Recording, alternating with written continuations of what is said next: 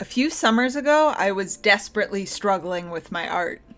I had just fully accepted that I wanted to make art my career after a lifetime of denial and inconsistency, and I was in a hurry to catch up with what felt like the entire rest of the art world. I was rusty, the only medium I was comfortable working with was graphite and just barely colored pencil, and I had also just fallen headfirst into Instagram's pop surrealism art community. I was filled with inspiration at seeing a nearly endless stream of unique and beautiful art, and I was also filled with dread and inhibition. How was I going to catch up with everyone else? How was I supposed to hone in on a style when there are so many good and diverse vibes to choose from? Seriously, the vibes are immaculate. I was totally overwhelmed. I scoured the YouTubes for every video on art style that I could find and filled my free time with art practice and research. I angsted a lot as well. For a while, I was fairly convinced that my skills wouldn't grow past where they currently were because I was so desperate to achieve whatever I deemed was success at the time, and the gap between where I was and where I wanted to be felt so huge. What I didn't want to accept was that art style is something that develops, for most people, naturally with practice and nurturing over time, and wasn't necessarily something that I could just piece together instantly and seamlessly and start cranking out pieces that I and others loved. There is, of course, something to be said about decisively choosing to draw a certain way or paint with a certain technique and process all the time and force yourself to conform to that in order to muscle yourself into a style. But the nature of art is change, and whether you like it or not, as you grow and move about the world, your tastes and your influences will change, and that'll influence your art. There are so many different traits that make up a person's style. Color palette, shading, line work, proportion, medium, realism versus abstraction, life experiences, and personal influences. Even if you try to make a master copy of someone else's work, it's nearly impossible to duplicate it 100%. Just being you is enough to give you a unique approach to art. So today I want to talk about the things that helped me figure out what to focus on and emphasize when I was desperately struggling to find my art style. Tip number 1, strengths and weaknesses. As a youngin', I spent a lot of hours drawing wolves. I was a wolf girl in middle school. I don't know how I avoided becoming a furry. Remind me to show you guys some of my artwork from when I was 13. I still have some of it. It's incredible. But I spent a decent amount of time developing skills in rendering realistic animals with graphite pencil, and those skills have translated really well into my art as I matured. I considered this to be one of my strengths when I was starting to work on my style, and I also had a very strong ability to visualize what I wanted to create, even if my hands wouldn't allow me to replicate it exactly as I had imagined onto canvas. My weaknesses were literally everything else. I had to work on my composition, how to mix colors, how to do backgrounds. Ugh.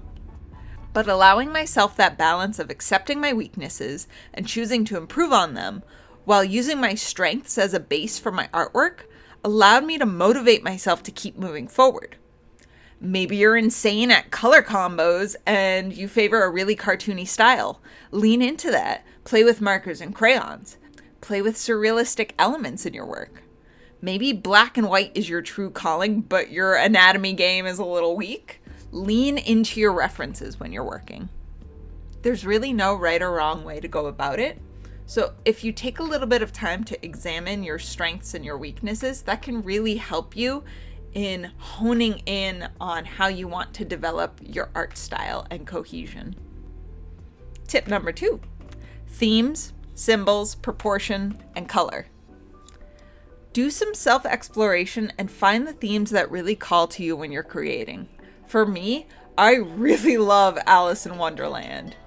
The attachment to your inner child and girlhood as it exists beyond the male gaze and beyond what's an acceptable amount of femininity in our society. Lots of pastel or iridescent colors, mushrooms, tea parties, surreal landscapes and creatures. More recently, I've been exploring mental illness and generational abuse in some of my more personal pieces too, but in a way that's initially disguised as cute and colorful. The things that you like the most, the things that make your heart leap when you're scrolling and a piece just jumps out at you.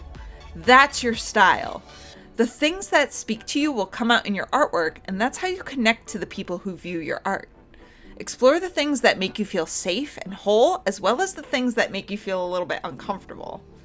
My roommate just got home from work, and now I can't record the voiceover anymore because I'm too shy. I'm too nervous. Okay, back on track. Alright, let's do this.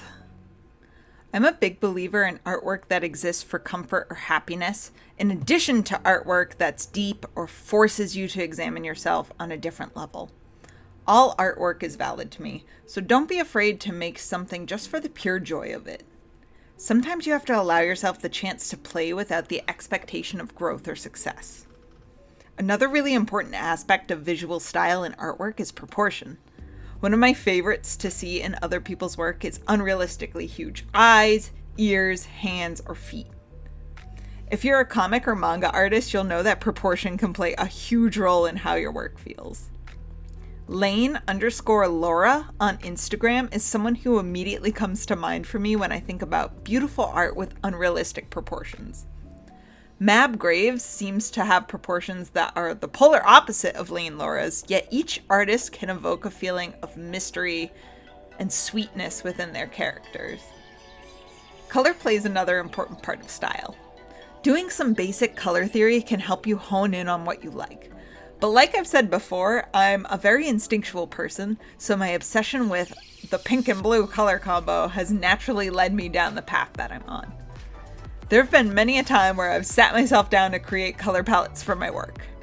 Do I stick to them? No. Do I divert back to pink and blue? Yes. You have to lean into what you love. My next tip is to experiment with mediums. I cannot stress enough how important it is to try out different mediums with your artwork. Whenever I feel like I want to create, but I just need a break from painting, I switch to colored pencils, oil pastels, markers, and vice versa. Different mediums allow you to utilize different aspects of your abilities and different aspects of your style that you didn't even know existed yet.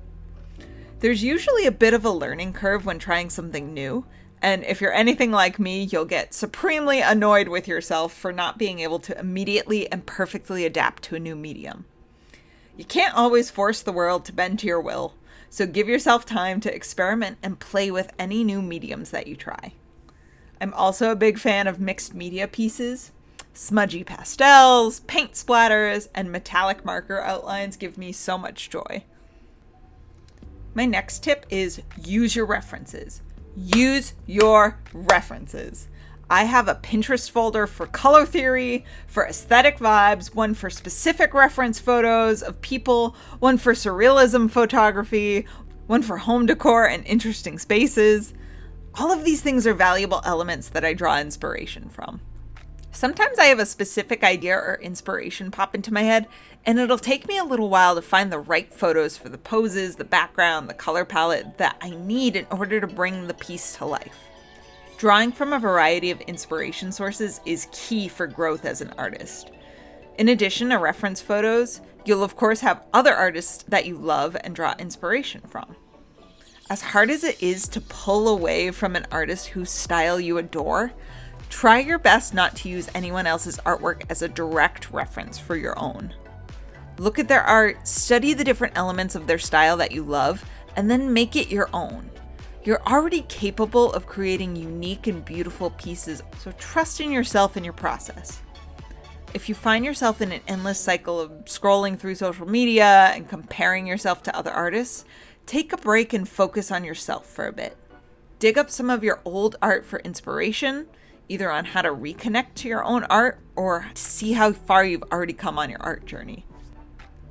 My next tip is make a playlist.